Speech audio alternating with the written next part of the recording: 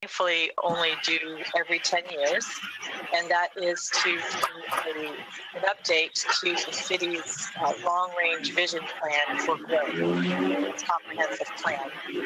That plan runs on a 10-year horizon schedule, and the current comprehensive plan runs through 2020. So it was time to update that to reflect now the next 10 years, what the current trends are, and what we see as future growth and population that will impact how we grow and how the city looks in the next 10 years. So with this undertaking, we engaged the Central Florida Regional Planning Council to really take a look at our current document and improve upon it. And they have done just that. And we are looking forward to bringing forward to you and to our Planning and Zoning Board the update to the comprehensive plan so that we can ultimately send that up to the Department of Economic Opportunity. So with that, I will hand over the presentation to Ms. Pat Steed. And then Pat, just let me know when you want me to advance the slides. Great. Thank you so much. It's really great to be with you this morning. And I'm going to start. You can advance the slide now. I'm going to start with just a little bit of Planning 101. So I apologize. Most of you know all of this, but so we all have kind of a same playing field for why we do planning. The reason we plan is to help to preserve and enhance orderly growth. We also do it to preserve and stabilize the character of neighborhoods and business districts through uniform or similar land uses and development standards. We plan to provide predictability of demands on services such as water, sewer, roads, and police and fire protection. We also plan to provide consistency for landowners, for businesses, and residents. And finally, we really also do planning to secure funding to implement the projects that are necessary to support a community and to support that orderly growth. Next slide. For those people that are visual, I have added something that is an exaggeration, but I call this why we plan to avoid the avoidable. And these look extreme, but just outside of our city, we have an elementary school next to one of the heaviest industrial areas in Central Florida. And so these things happen when plans are not put in place ahead of time. And those things predated many plans. But really, that's the reason that we do our planning, is so we don't have the unintended consequences that result in incompatibility and other things that really do affect the quality of life for our community. I want to cover just a little bit the history of planning and zoning in Florida. Back in 1939, the Florida legislature passed the state's first general zoning enabling act. And in 1972, the Florida legislature first visited the subject of growth management with adoption of two programs that really led to Environmental Land and Water Management Act and the areas of critical state concern, and that does include the green swamp in our area. In 1975, the legislature passed their first mandatory planning act, known as the Local Government Comprehensive Planning Act, and I like to call this the first required plan that didn't have a lot of teeth in it. But then in 1985, as growth was really accelerating between 1975 and 1985 in the state of Florida, there was the Growth Management Act that was approved, and it established an integrated mandatory state, regional, and local planning process. It strengthened that previous act, but it also laid out very specific requirements that every county and every city in the state of Florida must have a local government comprehensive plan to guide future growth and development.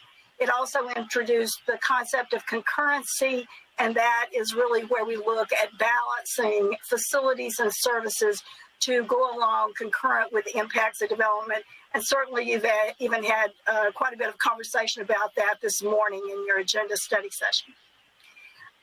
The history of planning and zoning in Lakeland really goes back to our founding when we were incorporated in 1885. It really went through the growth in the 1920s and the development with our Meisner architecture. The city then began to invest in services, and so they became a significant service provider. We had historic neighborhoods grew tremendously in 1920 to 1930s. In 1938, Frank Lloyd Wright came to town, as we like to say, and certainly made the mark on architecture. We also really then began to experience, after World War II, rapid growth expansion in Lakeland. It was really in the 1950s that rapid expansion of our economy, including the expansion of public supermarkets and citrus production, really began. And Lakeland really, many of the plans that have been formed came about in the 1950s in terms of zoning codes and guides, so we could ensure that the growth going forward would be in an orderly fashion.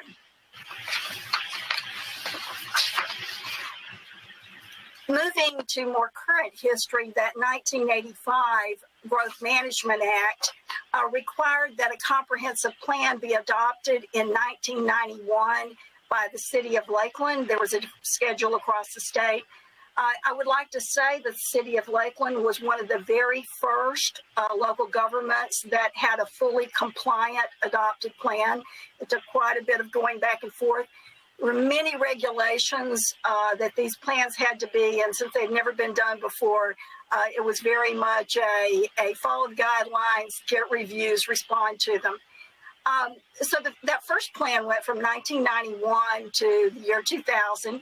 It was then updated in that next window from 2000 to 2010. And then the current plan that the city operates under is the plan horizon from 2010 to 2020. The comprehensive plan basically provides for a unified vision, and sometimes there hasn't been as much emphasis on that as perhaps there should be, and we hope that we'll be correcting that as we go forward. But it's really intended to achieve consensus on what our community should look like in the future. And it's also intended to help a healthy and sustainable economic development process that can respond to ever-evolving markets.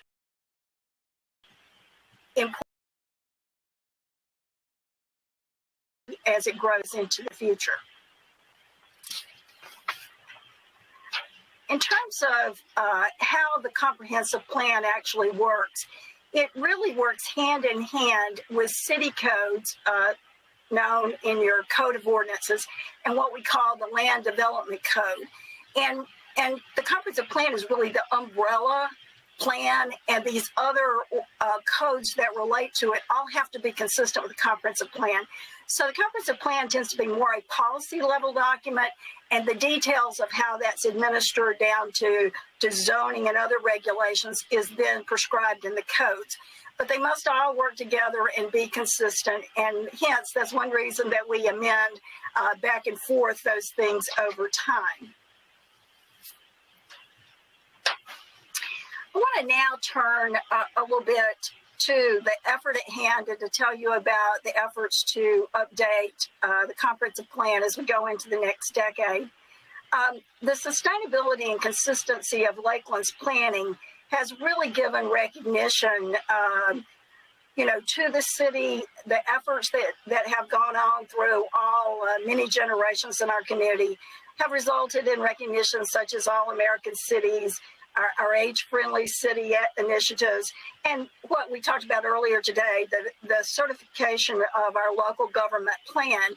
And that effort was really put in place in your first plan. It took, I'm going to say, about 20 years to convince the state to enter into these processes. And the fact that Lakeland has been consistent over the years is one of the recognitions they get continually from the state and other planning organizations, both within the state and nationally for the planning efforts that Lakeland does. Our plan update for 2020 to 2030 does look at focusing on city and community visions. I'm going to talk about that a little bit in a moment. It also, very importantly, has no substantive policy changes. So it's taking the policies that you've developed really since the 1950s and specifically since your 1991 plan. The policies have not substantially changed. They've been added to sometimes that resulted in the same policy appearing in different places in your plan and different elements or plan elements. The other thing that we did was we looked at removing your completed policies, because some things do get completed and no longer are relevant for your future. And so we did look at those completed policies. And the other thing is sometimes a policy would say setbacks need to be detailed in the land development code to achieve something. Well, in the meantime, in the last 10 years, you have put that in your land development code or other places. And so that's been completed. So those things were removed. Most importantly, I want to say the importance is that it is easier, it will be easier to use and read, and I'm going to do another visual. This is my working copy of your comprehensive plan. I think even from a small screen you can see what that is. As we're going forward, your new comprehensive plan for your consideration, this will be the size of the plan. Now, the other thing it will result in is after the plan is updated and adopted by you and found in compliance by the state, we'll be working with your staff to prepare a citizen's guide to your comprehensive plan, which we're looking at being 12 pages or less and very user-friendly to really help us that guide to understanding what the plan is and how you do it. Next slide. So looking at how the plan, it really comes together, it now focuses on what we call plan guidance. And so all throughout this plan, it talks about what is it that's guiding this plan. And the most important thing is up front is achieving the vision. And that vision really includes the city commission's vision and the community's vision and how all these come together. In 2019, as the city always does, they do their community values survey. And so we use the results of the 2019 community values survey going forward as we're shaping the plan. The other two initiatives that went on in the same year in 2019, the community development planning staff reached out to the community and did what was called the Look Forward Lakeland survey. And they gauged over 1,000 people in the community to look at things related to the community and comprehensive plan. At the same time, Lakeland Vision was looking at updating their community plan, which is known as Our Community, Our Future, Our Vision, and that was also over 1,000 people were engaged. Within that, that also included not just residents in the city of Lakeland, your times as you in a retreat and the times of your budgeting process that result in that. And so we did look at both 2019 and 2020 in our guidance from your city budget and your direction. And then importantly, obviously, we're looking at the state requirements of the plan that you have to have, and those are contained in Chapter 163 of Florida statutes and actually other places in statute. I'd like to now go to look at that vision. So the name of the comprehensive plan going forward would be Lakeland Comprehensive Plan, Our Community 2030. And with that, there are really three things that are noted in the plan. Our city vision, and that is Lakeland, a vibrant, innovative, culturally inclusive, world-class community. Our community vision, Lakeland, a vibrant community of opportunity for a lifetime. And our city mission, which is Lakeland, a community working together to achieve an exceptional quality of life. So that really guides how the plan's organized and focused going forward. Looking at then the structure of this plan, it's organized by chapter, and each of the chapters really looks at how the required plan elements, which is how your current plan is organized, really comes together and how those elements work together to achieve a vision for each one of these chapters. Those include a vibrant, inclusive community, efficient and well-maintained infrastructure, safe and convenient mobility options, attractive and environmentally friendly community, and responsible and accessible government. I'm going to now look to the chapter on vibrant and inclusive community. And I'm going to use this as an example to show you how the plan's structured, but then I'll just tell you about the other chapters since you'll be seeing this when the full plan comes to you. But in the vibrant, inclusive community, there is a vision. And our vision is strong neighborhoods support our cultural history and our economic future.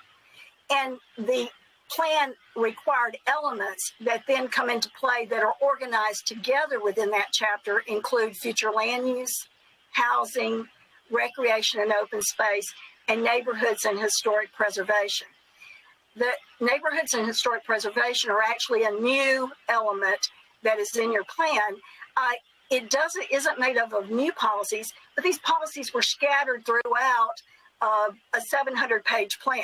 So by focusing them together and including these within one chapter, it really does help us focus on how these things all work together to achieve that vision. Looking at then how does that structure work? Well, in each one of the elements, there will be listed where the guidance comes for that element. And this is just an example of some of the ones that are listed for the future land use element. And that, of course, is the state requirements, the statutes, but it also looks at and recognizes city plans that specifically influence this element. And that would include the Community Redevelopment Agency plans, your capital improvements program, your proportionate fair share program, interlocal agreements that you have with Polk County and also with the Polk School Board. It looks at your water quality management plan, and of course your land development code itself. It also is informed by other things, such as the Livable Polk Healthy Communities Report, and also by the community health assessments. There's things that really enter into things that get established. And again, this is an example. There's more in there. But then looking at how's the chapter organized, and each chapter is organized in the same structure that we start out with the vision. Then we look at our trends for each one of the elements that fit into the overall vision, and then look at goals, objectives, and policies, which are the things that are required in the plan. And just in the case of future land use, this is your goal for your future land use element, to provide for the best possible organization of land uses to meet the physical, cultural, and economic needs of the present and future population in a manner that will maintain or improve the quality of the natural and man-made environment. In this chapter, in this element, you also find a definition of future land use intensity areas and maps, and the future land use categories that the city has adopted and uses. Along with that, there are actually 14 objectives, and there are 80 policies that fall underneath those 14 objectives, and there's 10 maps in this section. So this is an example of what that one element is. The two largest elements that are in your plan are your future land use element and your mobility or transportation element. So I think you might not be surprised by that. To go forward, again, each one of these elements will have this guidance, trends, goals, objectives, policies, and maps in most of the elements. There's a few that actually don't have specific maps. Looking at then the other chapters that you will have, efficient and well-maintained infrastructure, and our vision on that is reliable services support human and environmental health. And the infrastructure element is one element, but it has many sections, and those are organized into potable water, wastewater, solid waste, stormwater management, and protection of surface waters and groundwater aquifers. The next chapter is on safe and convenient mobility options, and our vision is transportation systems for everyone, everywhere. And I just want to go ahead and say, these visions came out of those very detailed visions that we talked about up front. So these are ones that tried to capture your vision as a city commission, the city commission's mission, as well as those community and resident visions that were basically brought out in the surveys. In the transportation element, it's been organized into sections on roadways, on public transportation, on bike, pedestrian, and other transportation modes. And really that linkage between land use and transportation coordination, you have an excellent plan that really does this, but this really helps focus it where those two work together as it's reorganized. The next chapter is attractive and environmentally friendly community. And our vision is magnificent lakes support our natural resources. And the conservation element then has really three focuses. One, lakes as a priority, protection of habitat, and protection of natural resources. And then our chapter on responsible and accessible government. Our vision is to maintain financial stability while providing for growth and redevelopment. And the elements that are contained within this chapter are the intergovernmental coordination element, the public schools facilities element, and the capital improvements element. Just to briefly point out what is new to the comprehensive plan, we have added a chapter on definitions to help make it easier to read. As you know, there are many terminologies that go along with the regulatory process of development and planning, and hopefully this will make it easier for the reader to be sure what the definitions are used in this plan. It also includes capital improvements element appendix actually in the plan, which has you'll be able to see where your projects that are from your approved capital improvements program then appear as an appendix directly in the plan in a table format. And in that, it'll make it easier to update year to year as you're required to do for the planning purposes. Also, data and analysis is moved from the plan to the technical support document.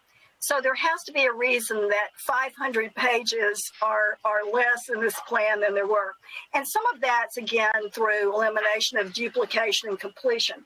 But the other thing that will happen is there is actually a technical support document that doesn't have to be part of the adopted plan and is there as a resource document. You can update it as at will as you may need to.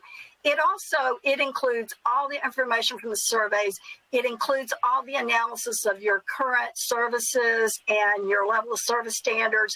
It projects into the future what your demand is, and so helps set up those needs that you will see in the future. So it is a very technical resource document, but again, your adopted comprehensive plan does not have to, it has to support it, but it doesn't have to be adopted as part of that. So looking forward, and Teresa may want to address this, but we did have a briefing to your Planning and Zoning Board earlier this month, and we're here today. I'm happy to answer any questions, but as we go forward, Teresa may want to address the schedule with you. So as Ms. Steed had mentioned, we did have a briefing to the Planning and Zoning Board similar to this workshop to just kind of set them up for the full plan document coming to them for hearing in March. So we do anticipate a March Planning and Zoning Board hearing on the complete document, which will be provided in advance of that meeting. And then following that will be a public hearing before the City Commission to review the document and then determine whether or not to transmit it up to the Florida Department of Economic Opportunity. Once that's done, they have a review period, and hopefully that'll be completed for the July 19th meeting for the City Commission to then formally adopt the comprehensive plan. Between now and the public hearings, we will plan on getting a copy of this posted to our website so that the public can have an opportunity also to review it in advance of those hearings. And with that, both Pat and I are available for any questions you may have. Commissioner Reed, then Commissioner Walker. Thank you, Mayor. Pat, good to see you. We're very blessed to have you here with us today. I'm very envious of Chad. He gets to see you on a regular basis through the Central Florida Regional Planning Council. And I hope he attends these meetings when you see the cities of Arcadia, Wauchula, Avon Park, Sebring, And I hated to drive to Okeechobee, but invariably you get to meet these communities, and they have unique problems, and some of them are in advance of ours. And it's like tiny houses and stuff like that that we're addressing. And it's good that you're here. And it reminds me back in 85, 84, when I was in the Central Florida Development Council, as I was the board of directors of the Realtors and the Polk County Builders Association is heavily involved in it.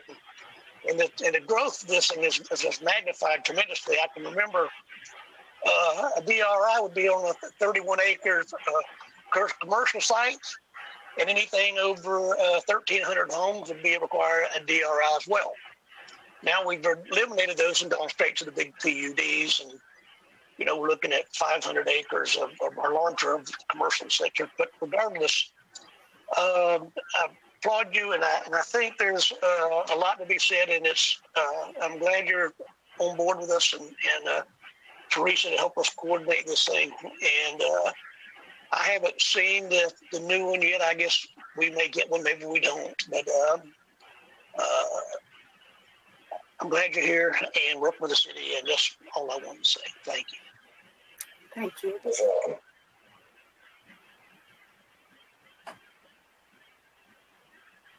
Mr. Mayor. I said Commissioner Walker, go ahead. I apologize. No, I want to make sure that I'm in order. You are, sir. Well, certainly appreciate the information Ms. Pat need, and as I look back and think about, again, as I shared just a few moments ago, or several moments ago now, Jennifer says how Lakeland stand out among the few other cities in our state because of this situation, how we are certified to, be able to conduct business and not have to deal with the Department of Economic Opportunity because of having the certification. Do you foresee, either you or I would say, do you foresee anything that will cause us any problem or challenge, since we've already into, I think we call our third kind of 10-year process? Do you see anything that will cause us any hiccup as a result moving forward with this?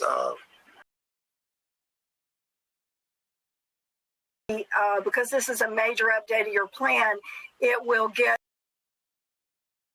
what's called a coordinated review. Not only the Department of Economic Opportunity will be doing a thorough review, but so will other departments and agencies such as the Water Management District, Florida Department of Transportation, and others.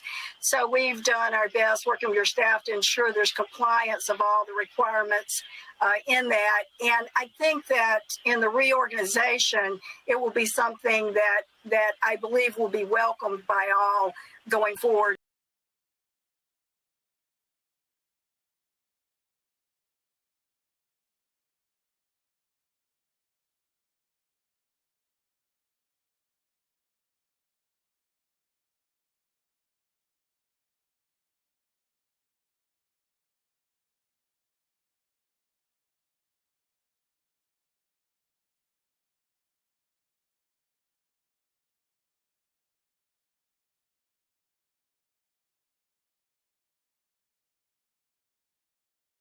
Where we talked through issues with them, so they are aware this is coming. They are aware of the approach and kind of consolidating things and removing extraneous information. So there shouldn't be any surprises with the state. And they know that we're not substantially changing any policies. It's really just a reformatting and kind of a refresh of our own comprehensive plan. So I don't believe there'll be any issues. Good. That's good to know. And I don't take it very lightly at all, because you hear it, at least I do, when it comes to the various municipal communities that we have throughout the state, 411, 412, as we call it, through the state of Florida. And they have Lakeland, in that top tier that has gone through this, process so many years back. And here we are, still being among those few cities. That's commendable. And I think we should not take that lightly at all. And I ask my colleagues to understand that, as I hear it, as I go to various meetings, how we're looked at being, the go-to guy almost, or go-to gal. that, because we have these particular things already in place and we do it the right way. And we should be commended for what I think it's commendable that we get those kind of comments, about how we do it the right way. So thank you again. Commissioner Madden. Thank you, Mayor, and thank you both Pat and Teresa.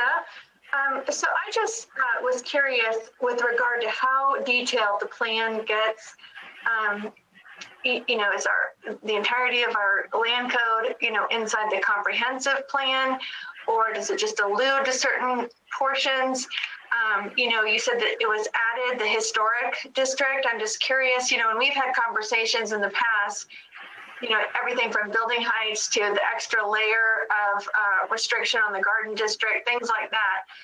And as commissions discuss policies going through in the middle of the 10-year, how is that taken into consideration with regard to the big picture 10-year planning? So go ahead. Now, I was just going to say one thing, just to reiterate also, that as we created that element, it was organizing an element. It wasn't introducing any new policies that you don't already have in your adopted plan. But also how the codes and other things work with that, you probably want to address, Ms. Mayo. So all of the specifics, so building heights, type of building bulk regulations, those are all embedded in the land development code. So, for example, the policy would be set in the comp plan, and one thing that comes to mind is there's a general policy in there dealing with transit-friendly design.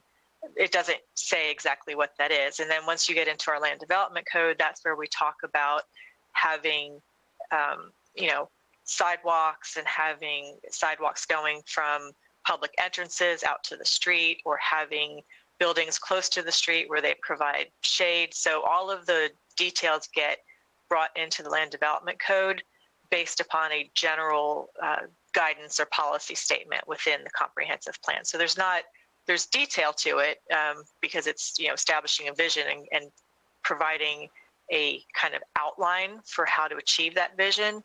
But then that outline gets kind of put into a more narrative, expanded form within your land development code. And I would just ask an additional question with that in mind. You talk about environmental and our lakes. I know that there are certain state, requirements, but then there's flexibility with regard to, the home rule or local cities being able to enact different things, kind of like our tree ordinance. When it comes to those types of things, how to get this approval through the Florida Economic Opportunity Office, do they give suggestions, or do they stay pretty clear of what we do with regard to, like you said, we have a general, we're protecting our environment and our lakes, and then in so doing in our land code we have tree ordinance. Is that kind of how it goes? Do they ask bigger questions, or do they have an idea of what that means from a state level that they kind of want to see illustrated in our comprehensive plan? I don't know if my question's making sense, but I'm just curious because I know sometimes there is a little bit of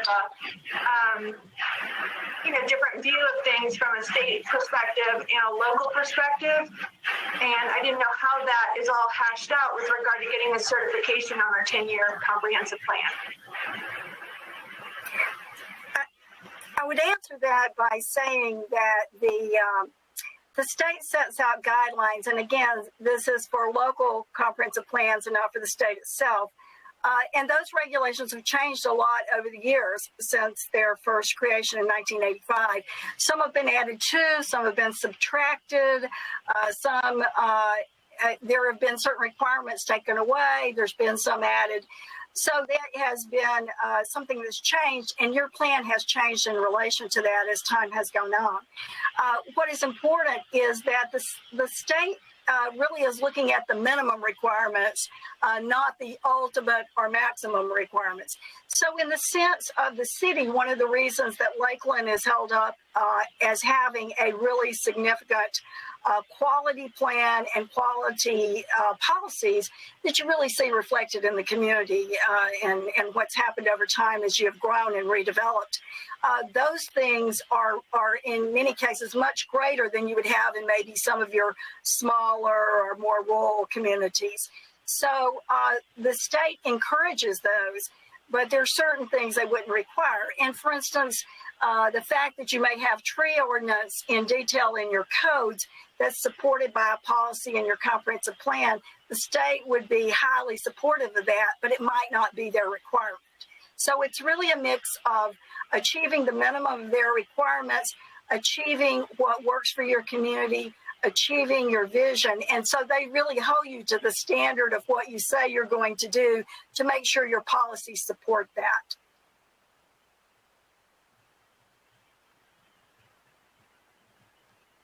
And I see another hand up. Oh, yes, Commissioner McCarley. Thank you, Mayor. And just to go back to Commissioner Reed, I too am very jealous that Commissioner McLeod gets to attend the Central Florida Regional Planning Council meetings.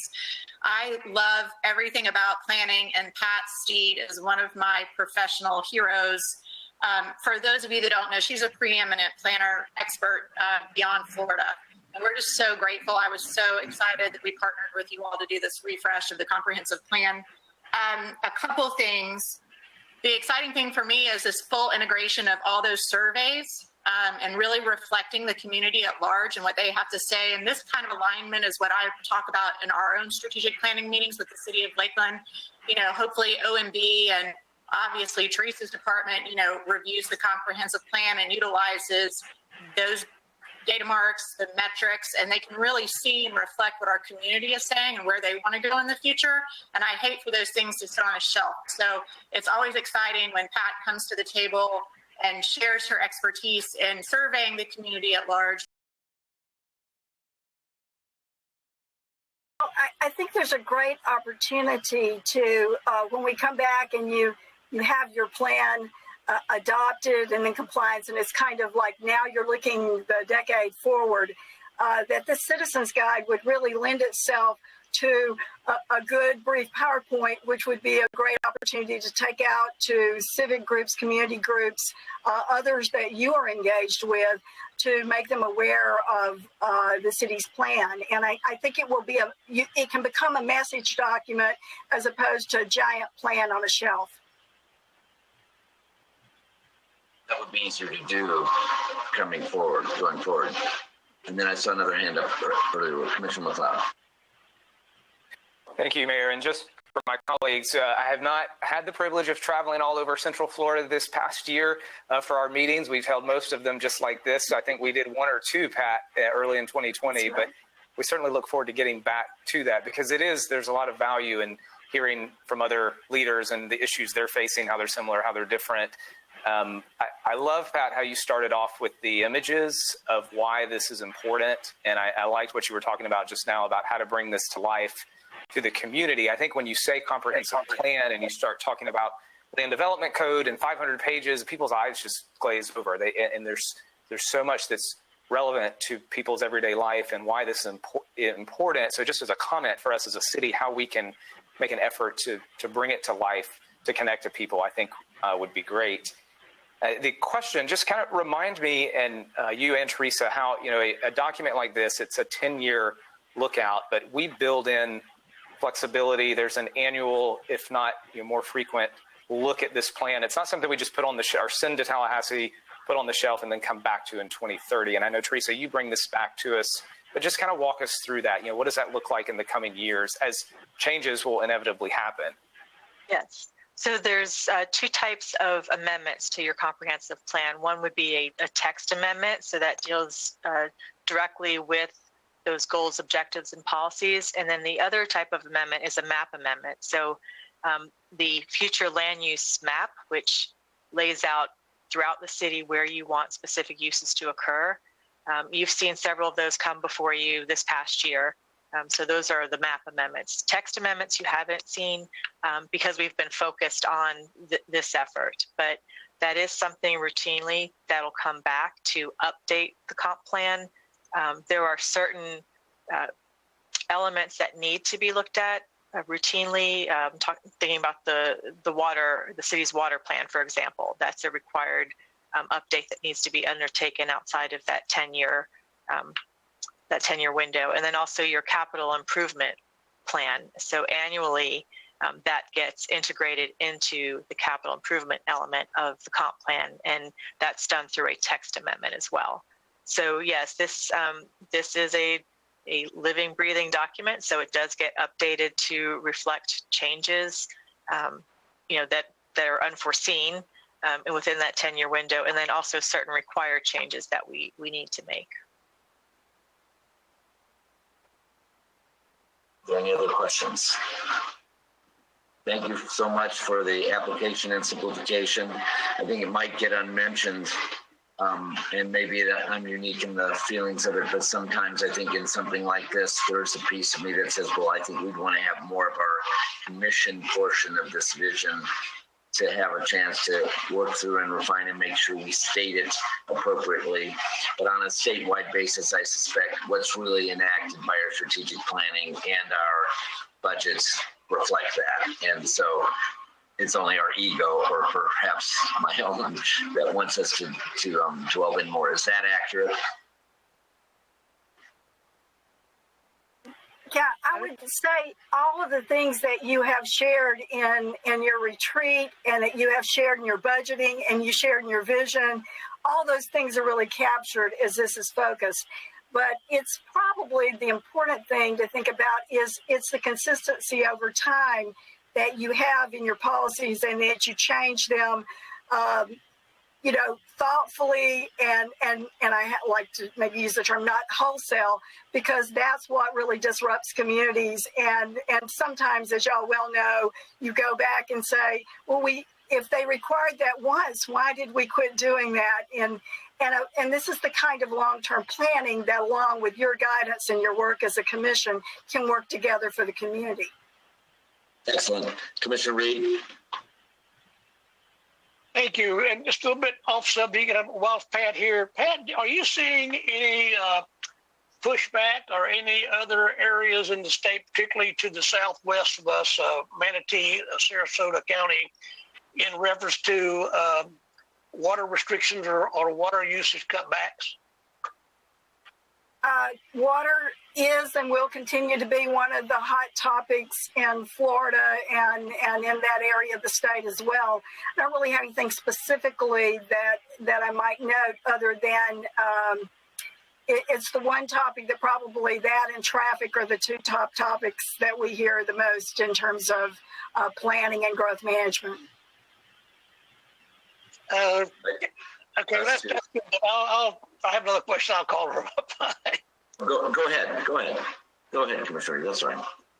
I was just going to see, they're challenging our permits to some degree, and I didn't know if you had heard if the other counties, even though the ones particularly that have salt water surrounding them that don't have the issues that they could desalinate, are they getting the same pressure that we are?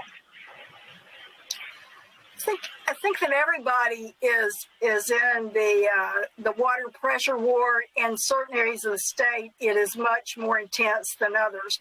But we even hear a lot more about that in North Florida than we used to.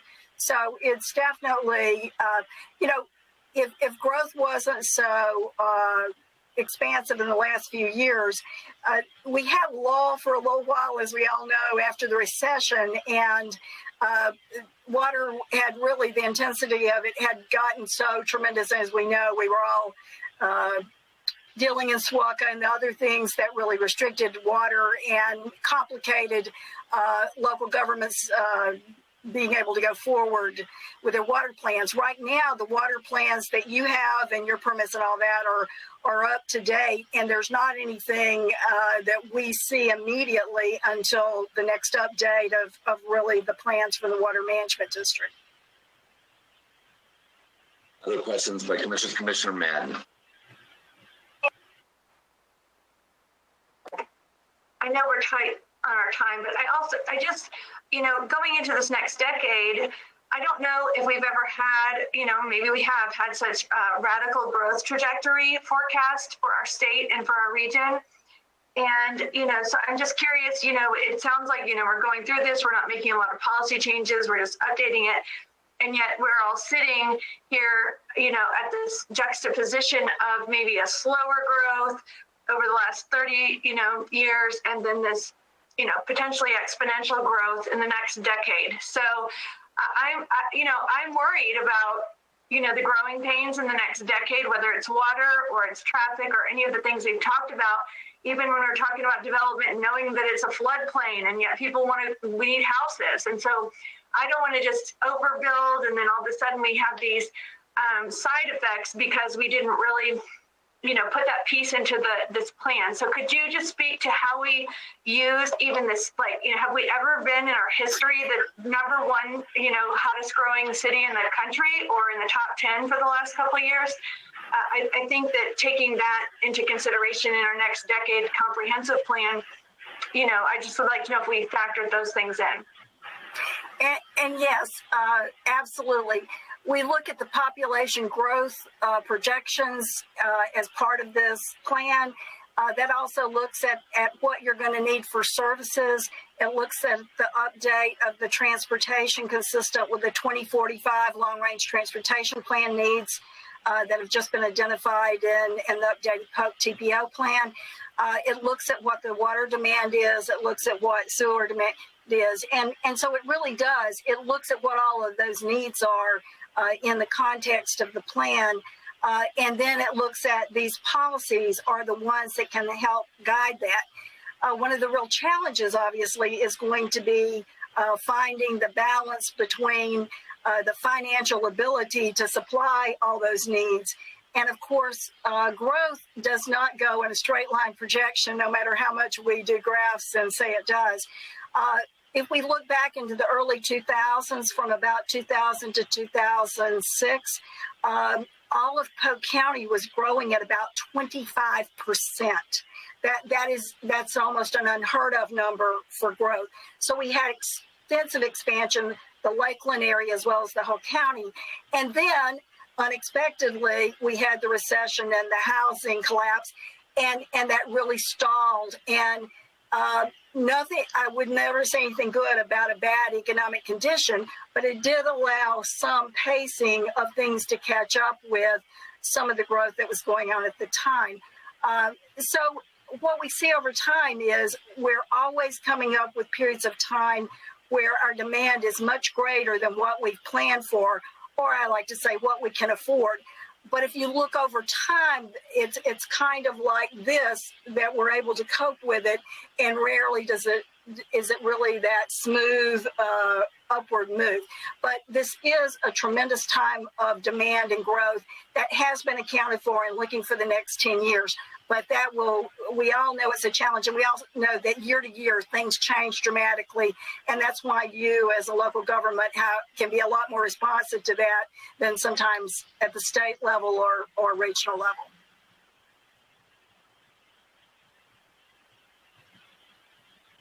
I do not see any other hands up at the present time. Pat, thank you so much. Teresa, anything else on this from your perspective? No, just that we will make that document available well in advance so you can have a chance to look through it. And I think once you do see it, some of these questions will be better answered in terms of, policy and levels of service, and knowing that we are taking all those things into account. Thank you for your work on that. All right. That brings us to the end of this. This was a 9:30 to 10:30 session, as you know, in our planning for today. We are actually at 11:41, and I know we have Commissioner McLeod has to have a hard stop at 10:45. I have one at 11:45. I have one at 11:50. We have the Affordable Housing Workshop left to go, which is a long topic in and of itself. Is there a desire to shift that workshop to a later date, perhaps mid-March or April, because that's probably where it would fit in our next opportunity? Yes? How many people want to shift it forward?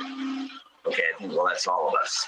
And Commissioner Madden, please, Commissioner Madden, yes. Yeah, so I am a little reticent to postpone it, only knowing that we have our conversations with Peace next week. And then the big piece meeting, I mean, if it's, late April before we can have this discussion, then we'll have nothing to report to them. So, I would hate for my colleagues to miss engaging the topic and having questions to ask, but I don't know if there'd be appetite for those who could listen and participate, and then the rest to be able to rewatch it afterward, or do we feel like we need to have a very engaged time with question and answer? I think it's well over an hour, so that's the starting point. So if there's two of us that dropped out, and it's an important topic, I appreciate Peace's agenda, but we also have the realism of the other items that have come up this morning that were also important items to discuss. So as long as we have it as part of what we're doing, that's probably the answer we would be giving back to Peace at this point in time anyway, because we're going to be exposed to some of those questions. But I'm game to do whatever you like. Commissioner McCarley. Can we postpone the body camera workshop Monday morning and put affordable housing there? Because we're already scheduled, because there's an hour and a half. Good question. It's fine with me. That was going to be my suggestion as well. We know, I know it's coming up. We got to discuss it. Both subjects are important. But I'm along with what Commissioner Madness said. We've got to meet one-on-one and be poised to questions about something we have not discussed. We're only going to give our own opinion in some respect, but I want to make sure that we have an opinion of the group too that I can carry forth when we meet with, especially with the peace organization. But I can go along with moving the body camera one if we still make sure we can get it done here in a reasonable time, not just move it down the road, not kicking a can at all. But we need to make sure we can plan it properly to be discussed as best.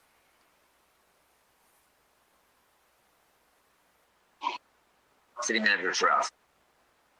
And Mr. Mayor and Commissioners, we certainly can move that to Monday if that's the desire. I've checked and staff is available to do that. The body camera presentation can certainly be pushed back.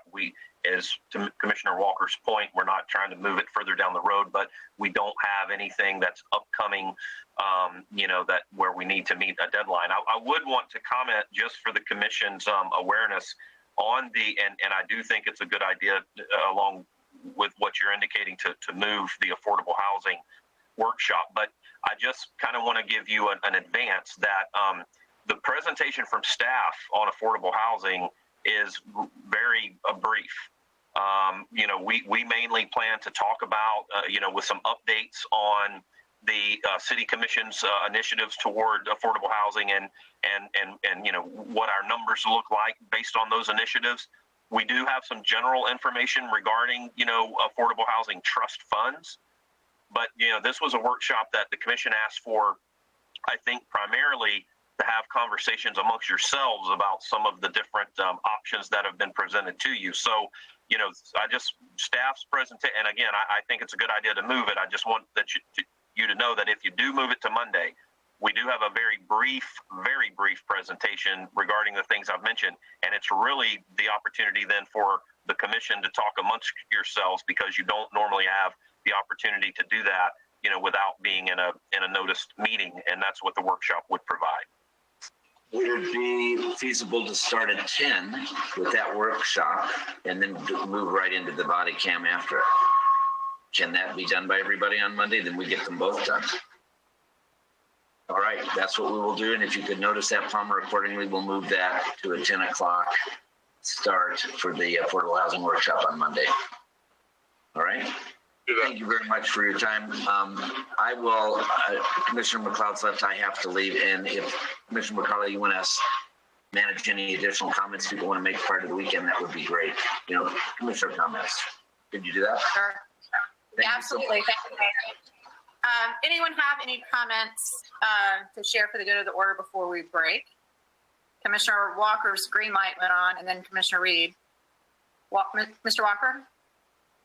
Thank you, Madam Mayor Pro Tem. I just want to make sure that my colleagues know that this past Wednesday, that was particular workshop that I was a part of, and I saw you as well, Commissioner McCauley, in that particular workshop with the Southern Group when it talked about the legislative session preview. And I just want to make sure, as far as you all know, that we've already scheduled, as you probably have seen, there will be a legislative committee meeting on March 12th. Of course, we have our lobbyist, David Shep, here with us. But I thought it was interesting, the meeting that was done on this past Wednesday with the Southern Group that he's a part of, speaking in reference to legislative session preview, some of the key things that would probably come out of the session that we're going to be, that starts on next Tuesday. So just want to make sure you all, that we keep our ears open to hear, to receive, and know what's going on, how things are going to be handled. As you all know, there's no meetings going to be done in person in the House. Excuse me, in the Senate at all.